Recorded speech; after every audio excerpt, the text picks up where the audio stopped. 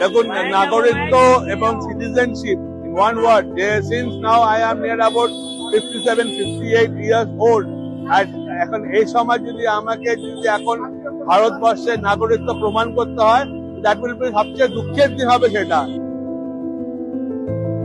যে ভোটারের নামটা আছে বলে সে এখানকার সিটিজেনশিপ, আর যার নেই বলে সে is not the citizenship of India, এটা আমি বিশ্বাস করি না।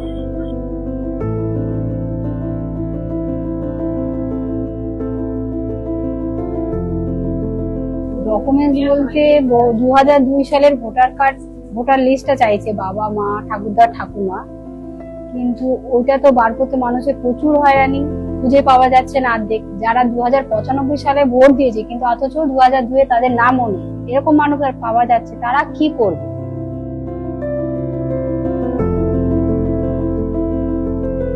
বাচ্চা বাড়িতে রেখে দাঁড়িয়ে রয়েছে কখন থেকে, সবাইরই তো এগুলো সবারই দরকার, সবাই এখন খুঁজছে, সবাই লিখছে।